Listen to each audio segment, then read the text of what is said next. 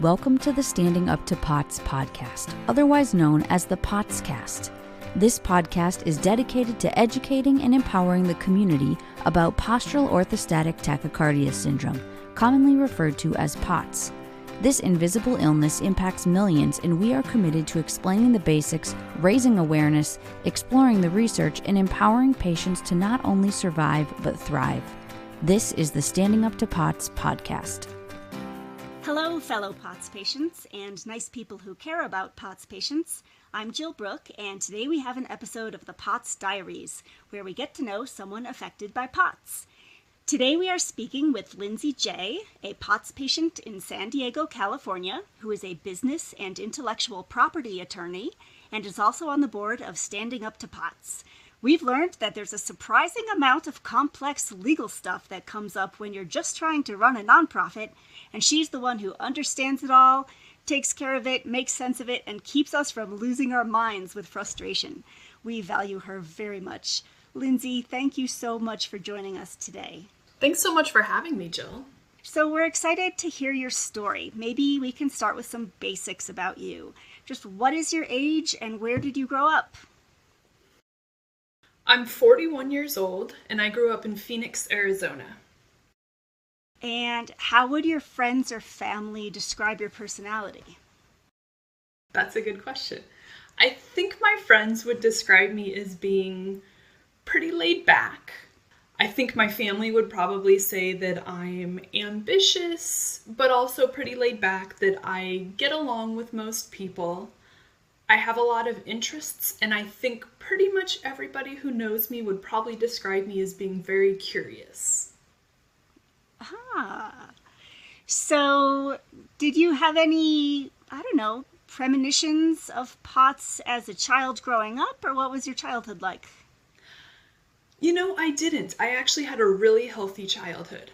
I don't remember ever really being sick that much, even with just things like, the sniffles and colds that kids typically get.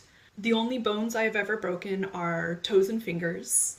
I have still, even to this day, actually been fortunate enough never to have to spend overnight in a hospital. I've had ER visits, of course, now because of POTS, but as a kid, the only time I was ever in doctor's offices even were probably for vaccines as a kid, and then just the occasional, flu or sinus infection, but even that was really rare. So can you give us a snapshot of your pre-POTS life, as much as you feel like sharing? Sure. So as a kid, I was really athletic, I think.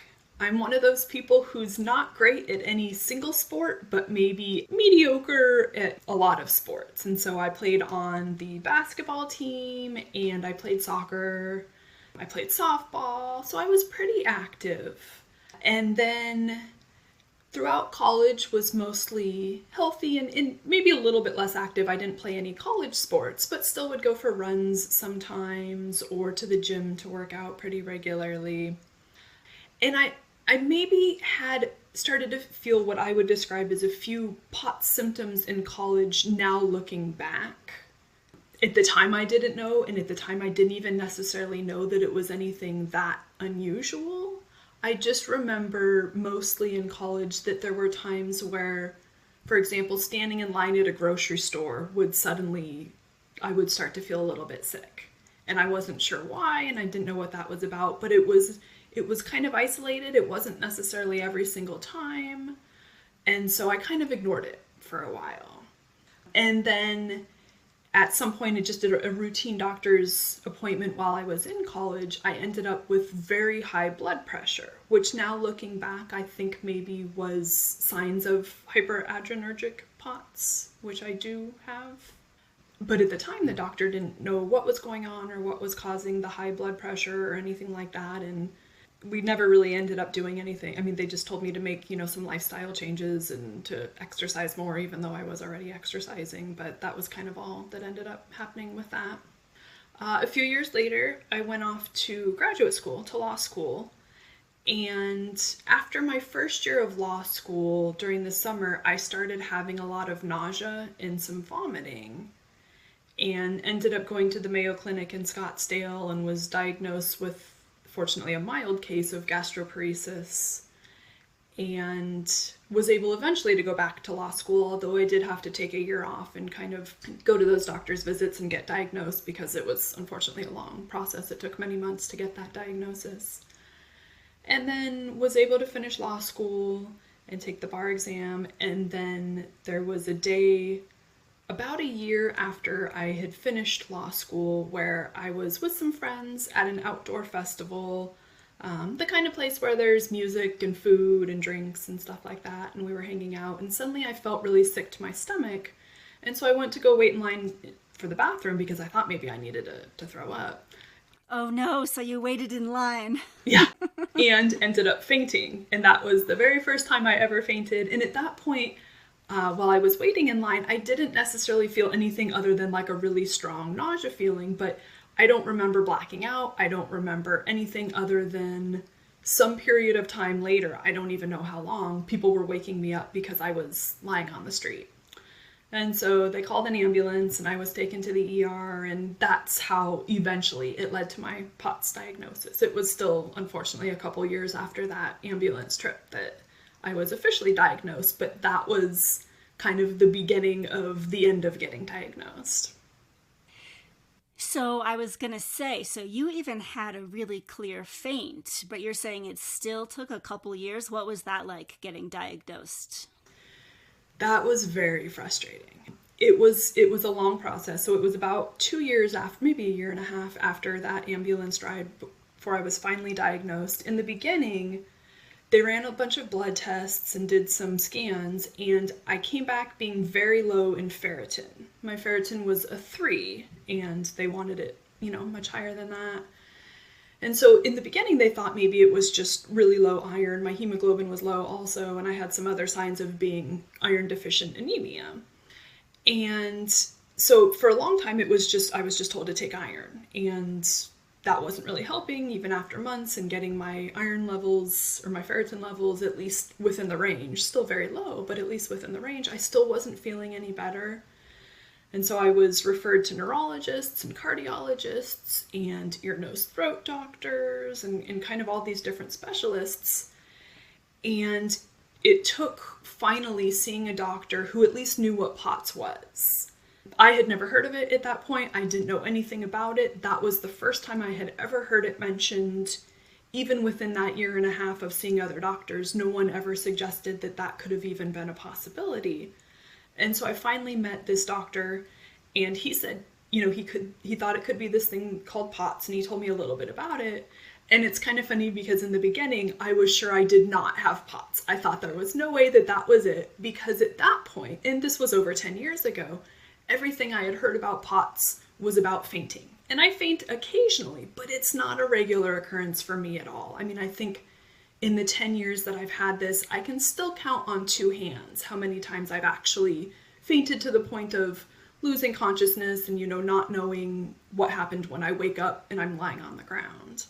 And everything that I read 10 years ago, at least, made it sound like fainting was a very regular part of POTS. And that's even what the cardiologist had said, is that people with POTS faint regularly. And we now know that that's not true. There are people with POTS who never actually completely faint or lose consciousness or black out. And so now, to me looking back, it's obvious that I had POTS because I have all of the other symptoms. But, like I said, all of the literature at that point kind of focused on the fainting. And because that wasn't a major symptom for me, I was so convinced that I didn't have it. So we did the tilt table test, and it came back showing positive, with the criteria. I had the increase in heart rate and all of that. And so at that point, I was diagnosed with POTS. It can take so many doctors to figure it out that if it hadn't been for that one, you might have had to see another 10, another 20 before someone did figure it out. So a little thanks to whoever that doctor was. During that time, did anyone ever imply that it was all in your head, or did you never encounter that? I'm fortunate that for the most part, I didn't. I think there were a few doctors who maybe thought I was exaggerating a little bit. I know that it's very common that people are told that it's all in their head. I have a number of friends who have been told that, friends with POTS, and so I feel fortunate that for the most part, I felt like most doctors believed me and wanted to help. I hate to say it, but I think it helped that there were things that were showing up on the tests too a little bit, like the very low iron, and then I did have a very increased heart rate with standing. And a lot of doctors don't test the standing heart rate. They just do, the seated blood pressure and heart rate. And I think because I almost insisted that they test it, because I kept saying, look, I feel fine when I'm sitting down, but as soon as I stand up, I feel like I'm on a boat. I feel like I'm swaying. I feel like my heart rate is racing. And I even had kept a journal for the past couple of years, since it did take a while to get the diagnosis. I wanted to see if there were any common triggers that, this high heart rate that I was feeling every time I went for a walk, is there anything that I could find that maybe were patterns in why I wasn't feeling well, even worse on certain days than other days. Even though the symptoms were there every single day, there were certainly days that were better and that were worse. And so I think maybe it helped a little bit that I had this journal that I could hand to the doctors and I had all of this stuff. But I think, to some extent too, it just goes against us that oftentimes people with POTS are young and they look healthy on the outside. And these are people too who were often active and doing things in their lives that for whatever reason, it's still maybe hard for people to believe that someone can look young and healthy and still have this illness. So you're an intellectual property and business attorney. It sounds like you need to be pretty sharp with your brain, with your words for that kind of a career. Did you have any POTS symptoms that affected your ability to think clearly or do your job? I did, and I still do to this day. That's a difficult one for me. Brain fog is definitely one of my more common symptoms. I was working as an attorney when I was diagnosed with POTS. So at that point I did have a job and I was working as an attorney, and ended up needing to take a little bit of time off when I had that first, ER visit with the ambulance and after the festival and all that for about a month or two. I didn't work at all because at that point my symptoms were pretty pronounced for those first couple of months. There were times where I'd have to crawl to the bathroom because I couldn't stand up and walk even that, 15 feet. I was just so incredibly dizzy, or I would faint. And then, after that, you're kind of, especially if no one's around when it happens, if you don't have somebody to kind of watch out for you and make sure you can make then the rest of the walk to the bathroom okay, you're afraid to stand up and take those, 10 extra steps on your own. So there were times where, I was just, crawling to the bathroom to be able to use the bathroom and then crawling back to the bedroom, sometimes again because of dizziness and sometimes just, for my own safety if nobody was home more than anything. And so during that time, I didn't go to the office just because it didn't seem safe, and I just wasn't able to at that point. And then slowly, as I maybe at least started to understand some of the symptoms better and be able to predict them even without the diagnosis yet, I was back in the office sometimes, but working very limited hours. And I remember there were times at work too where I would need to go lay down for a little bit, maybe go lay down in the back of my car or take a break. And I'm very fortunate that my boss was understanding of all of that. And, she never expressed any doubt or made me think that she didn't believe also that I was going through something. I think maybe for her it was obvious too, because I had always enjoyed my job and I was always passionate about it. So to go from wanting to be there and wanting to be engaged and be in the work to suddenly I'm not spending a lot of time at work, and even when I am, I'm maybe not doing the same quality of work that I was before.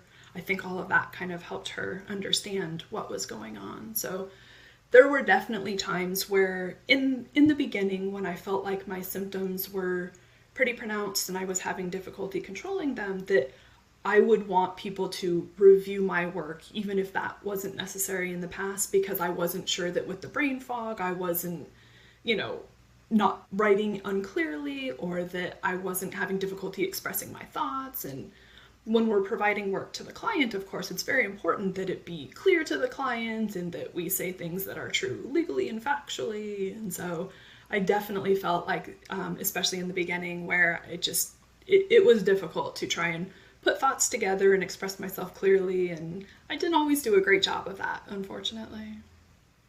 So you're talking about these events, though, as if they're in the past. Does that mean you're doing better now? Overall, I'm better, for sure. I've definitely seen an improvement in the last 10 years. I do still suffer with the brain fog. That is difficult. I find sometimes where I'm going back and reviewing work maybe that I did the previous day, and there will be a couple words in there that just don't make sense at all. And I don't know where I came up with those or what I was thinking at the time. And, fortunately at that point I can go back and I can rewrite it. And I've learned kind of to give myself that extra time if I can to go back and look at the work again. So to have that distance of a few hours, or if I can, maybe even 24 hours and look at it a day later, and I might identify some of those things that didn't make sense, or I used the completely wrong word, or kind of went off on a thought tangent that really isn't necessary for whatever work I was producing. So it does still happen. Yeah, I do still have a lot of brain fog. I even experienced that sometimes in my personal life, just trying to talk to my husband sometimes about things. I have gotten good at describing things without using the word for it if I can't think of the word for it. So, for example, the dishwasher is that thing that washes the dishes when I can't think of the dishwasher. And it seems silly that, well, if you know it's the thing that washes the dishes, how big of a leap is it to get to calling it a dishwasher? But it doesn't show up in the brain. And I think my husband can relate. Yes, I think spousal communication gets funny with POTS sometimes. So has there been anything in particular that has helped you the most with your POTS? I would say that exercise has helped the most with POTS. And I'm sometimes hesitant to talk about that because I don't want to give the false impression that it's caused by not exercising, or that people who have POTS are lazy or anything like that, because of course that's not true at all, and many people aren't able to exercise. And so I don't necessarily talk about the exercise a lot because I don't want people to think that because I'm able to do it, everybody with POTS should be able to do it. And that's not the case. And like I said, even with the exercise, I still have POTS. I mean, there's no cure for it, and so I'm always going to have POTS. But for me, I have found that over the past, I think 6 years or so, I've put in a lot of time into exercising. I had to start really, really slow. It started with getting a recumbent bicycle.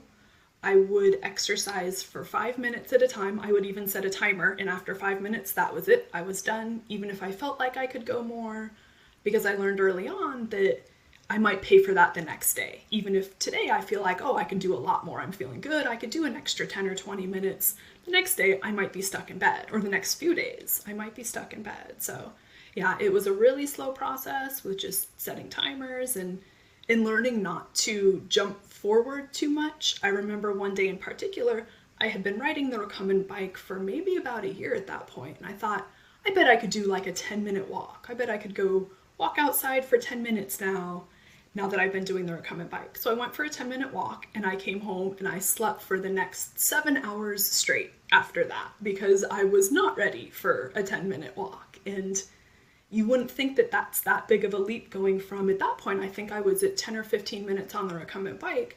A 10-minute walk doesn't seem like it's that big of a deal, but sometimes you learn the hard way that you're just not ready for those things. And so kind of had to backtrack a little bit and go back to the recumbent bike and continue that for a long time. And then eventually I was able to move to some more light standing exercises, or exercises with weights I have found to be quite helpful, especially if on days where I'm already feeling like I have some tachycardia, to then be able to do weights, maybe laying down so that I'm not, elevating my heart rate too much, has been helpful. So how much do you faint anymore? I haven't fainted in years.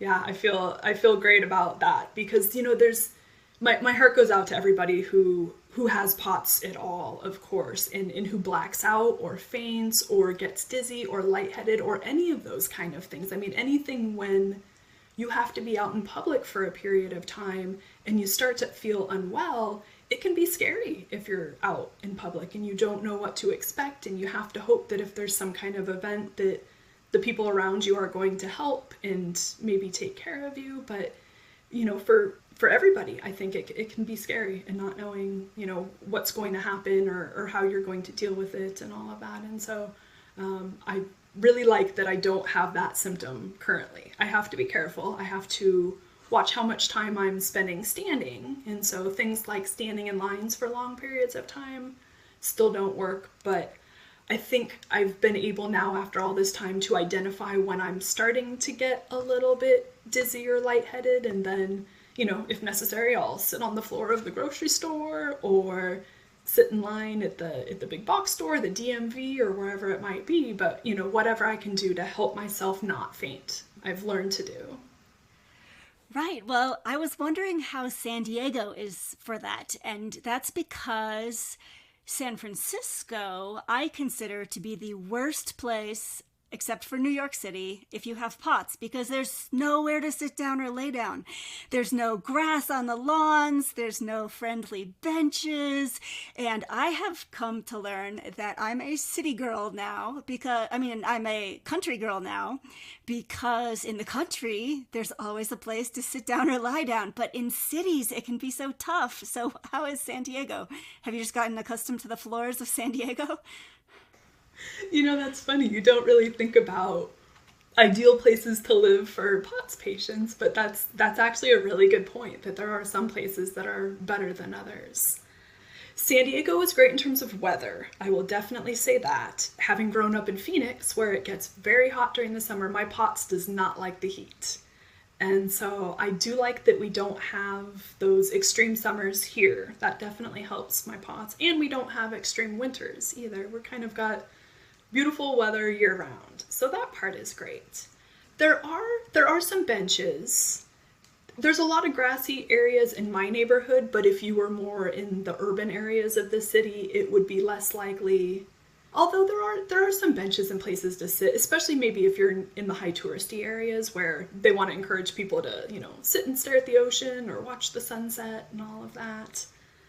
It's still difficult with all of because it's a big city, all of the places you might have to stand in line at. In a big touristy city, there's often lines to get into everything, and that can be difficult for POTS. So has anything positive come from your having POTS? Are there any silver linings? I have met some really great people who also have POTS. And people who I otherwise would have never come in contact with. And that has been probably the biggest silver lining of all of this. I know I've had the privilege to meet a number of people even in person. And I feel fortunate for that, because I know that there are people who have POTS who have never even met somebody else with POTS. And I think of how difficult that must be, because it's so great to be able to meet with somebody and talk with them and share stories, or find out what works for them or what doesn't, get ideas, get, doctor recommendations. And that's what I love too, now that we have all of the Facebook groups and the Standing Up to POTS page and all of that, where you can connect with other people, even if you're not able to meet somebody in your own city or who lives close to you. You can connect online, you can exchange phone numbers or email addresses and kind of have that connection. But here in San Diego, I've been able to meet a number of people in person. We get together sometimes just for lunch or something. We text, and, if they ever needed anything, I would of course be there. And I feel the same way, that if I was having a really bad POTS day and I needed something and my husband was out of town or whatever, I feel like I have people who would understand what it is that I need, and that they would never for a moment doubt that I actually maybe needed help or needed something extra, and that they would be there for me. And so that's been huge. I think that helps bring even a level of confidence to it, because there's always this group who believes in me, who believes that what I'm saying is true, that I do have these symptoms, that I do deal with this, and I don't ever have to worry when I'm talking with them if they're going to doubt what I'm saying, or if they're going to think that, it can't possibly be that way, or I can't possibly be feeling that way, or that sick, or whatever. That you can always just kind of be yourself, the POTS patients, with that group of people. And that's been huge for me. I love that too. And I love that feeling that there are people out there who understand and who all are rooting for one another.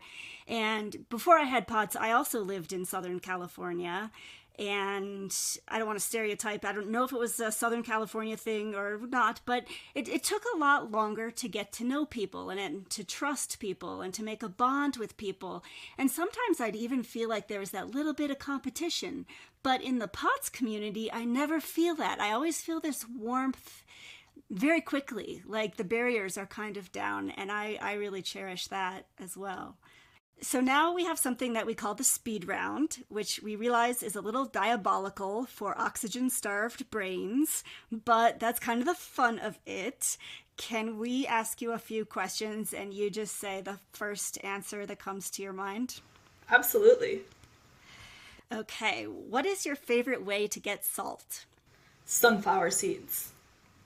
Oh, interesting one. Okay. What is the drink that you find the most hydrating? I like Noon. How many doctors have you seen for POTS or related conditions? Oh, this one's hard to do fast. I might have to count. I just, off the top of my head, I would say probably 12. I think 12. How many other POTS patients have you ever met face to face? At least 30. What is one word that describes what it's like living with POTS? Challenging. If we could get one celebrity to be the spokesperson for POTS, anyone we want, who should we get? Does my dog count as a celebrity? Absolutely. He has his own Instagram, so maybe he counts. Oh, I love that. That's a tough one. I don't know.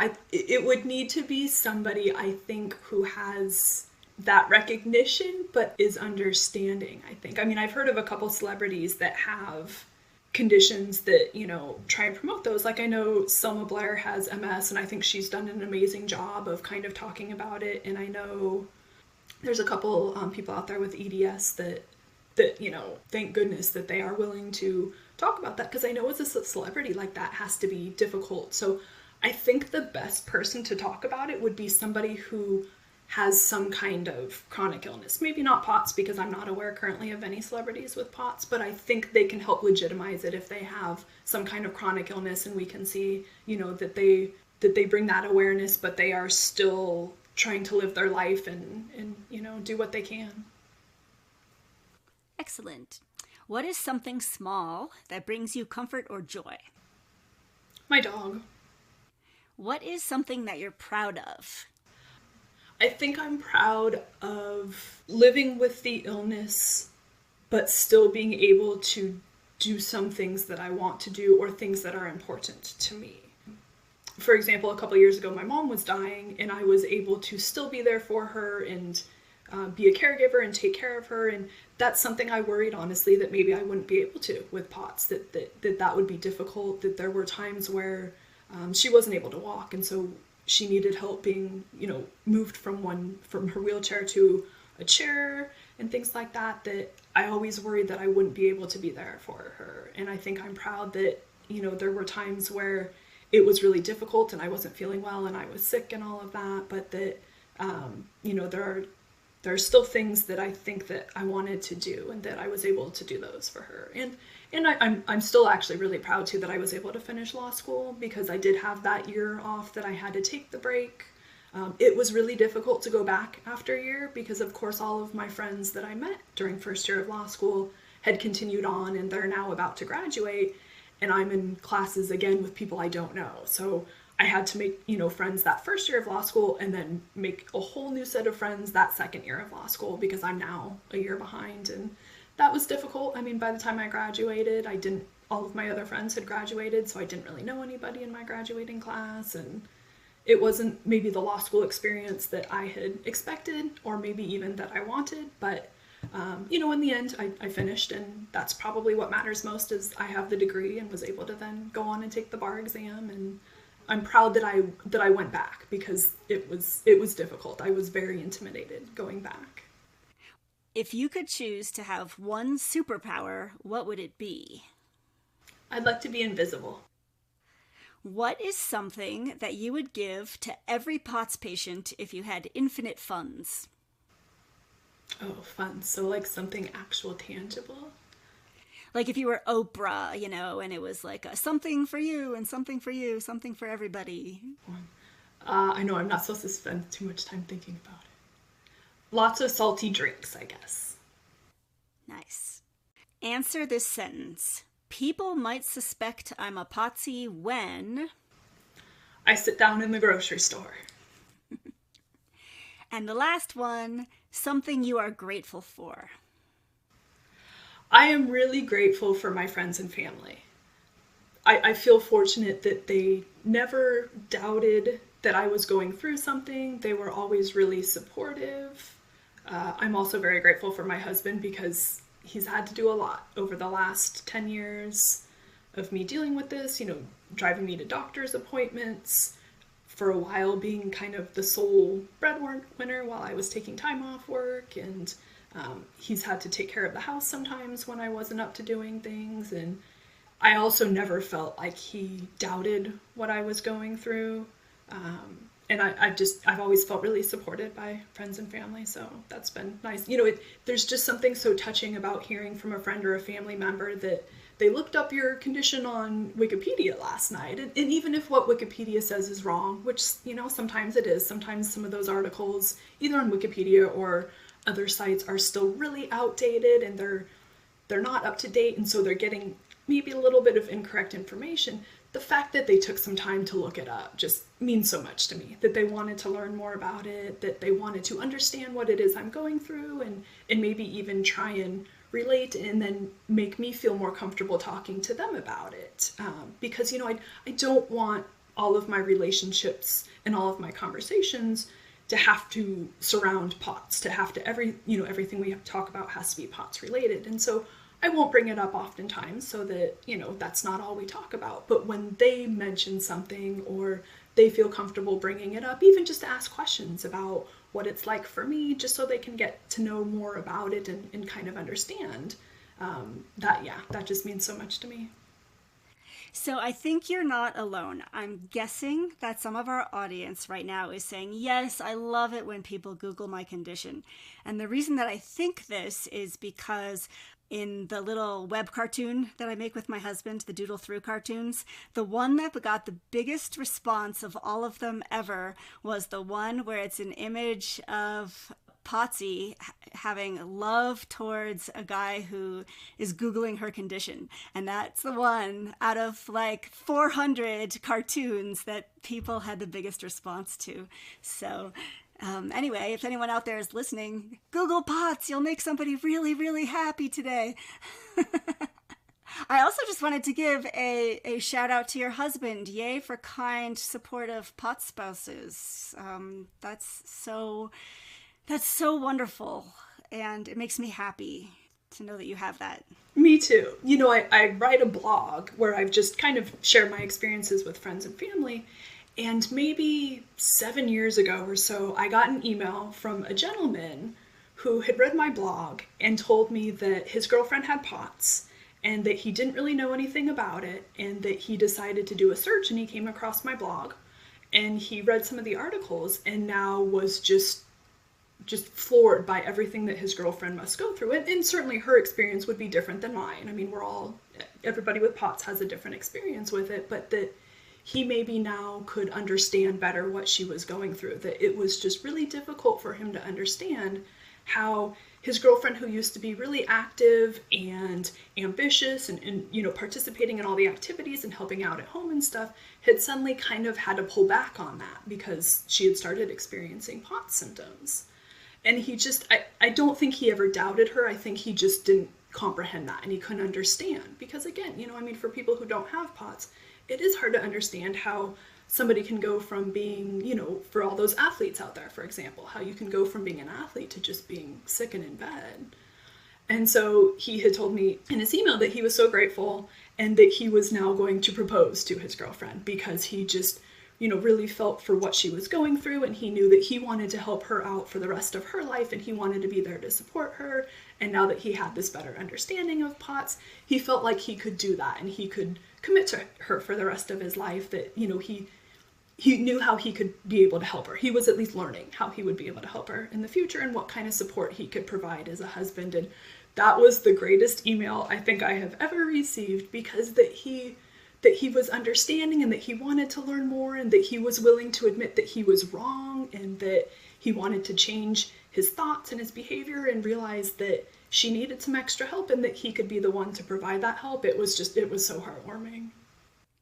Oh my gosh, that's beautiful. And, I think until someone has maybe been there, it can be hard to fathom how much just a little understanding or empathy can mean to someone. And especially someone who's maybe in pain or is suffering. And to have someone just be there and to be kind and understanding, at least to me, it has meant the world. And I wonder if people in that position sometimes wonder if they need to be doing more, and they might be surprised to realize how little they can do and how much it can mean to that other person.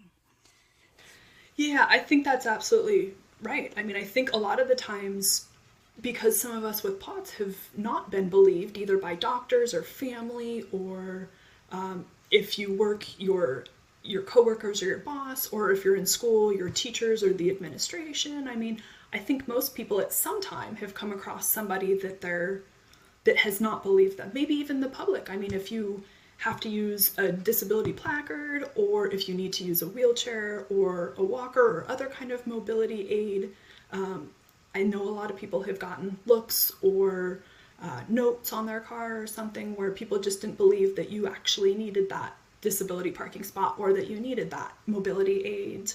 And so to have somebody just say that they believe you and that they're sorry you're going through this can mean so much more than, a big eloquent speech. I mean, there's really not a lot that they need to say, just to let us know that we feel like we can count on them and that they believe us. And that by itself just means the world to us, I think. Amen. That's my experience too. So, down to our last question. What do you wish more people knew about POTS? I think I just wish that more people knew what POTS is and that it's a real thing. I'm really grateful for all of the COVID long haulers that have been not giving up and seeking treatment over the past year, because a lot of them do end up with POTS. But there's some suspicion that my POTS developed after a virus that I had many, many years ago. And the fact that we never saw this coming with COVID kind of surprises me almost, because there are so many post-viral POTS patients, I think, for decades, I'm sure, however long POTS has had a name. I think there have been some people who get it after the case of a virus, whether it's even just, a mild virus like a flu or something perhaps a little bit more serious. And so I think for a long time, people just didn't understand how it works. And I think as we learn more about it, we can help people like the long haulers, the COVID, post-COVID people, and then whatever else comes along in the future, because unfortunately, this is not going to be the end of POTS or post-viral POTS, and this is certainly not going to be the last time that we see it. So I wish that more people knew about it, because I think that the faster we can get a jump on it and start treating people and figure out what causes it, and maybe even find ways to significantly treat or even cure it, that's going to be better for everybody. And so I wish that we had maybe that more recognition about it. And yeah, I wish that more people believed that this is a real thing, that you still see comments sometimes on the internet, or you hear comments, just from people, passing on the street or whatever, that they just don't understand, again, how somebody young and somebody who looks healthy might need a wheelchair or a mobility aid or a handicap parking spot or any of those. And it's sad that we have to justify needing those things, or that we have to explain that people need those things, and that it's not just understood that nobody wants to have to use these things. Nobody wants to have to quit their job because they can't work anymore, or drop out of school, or not be able to see their friends, or go to that, birthday party or whatever it might be. Nobody wants to do these things. We do these things because we have to, that sometimes we're just not able to do them. And so I just wish that we could get to a point where it's believed that people suffer through these kind of invisible illnesses or chronic illnesses that, you know, that affect young, healthy people, or that don't have that stereotype of what we think disability looks like. Well, I think you sharing your experiences today helps with that cause. So, Lindsay, thank you so much for sharing your story and your insights with so much openness. We really appreciate that, plus everything else that you do for standing up to POTS. And I have to give a little bit of a shameless plug that Lindsay is one of the reasons that our nonprofit has such low overhead costs, because people like Lindsay are volunteering their skills and their expertise and saving us from having to spend money on legal fees and things like that. So thank you, Lindsay, for all that you do for standing up to POTS. And hey, listeners, remember, this is not medical advice. Consult your healthcare team about what's right for you, because we're all so different. But thank you for tuning in. Remember that you're not alone, and please join us again soon. You can find us wherever you get your podcasts or on our website, www.standinguptopots.org/podcast. And I would add, if you have any ideas or topics you'd like to suggest, send them in. You can also engage with us on social media at the handle Standing Up to POTS. Thanks for listening, and we hope you join us. This show is a production of Standing Up to POTS.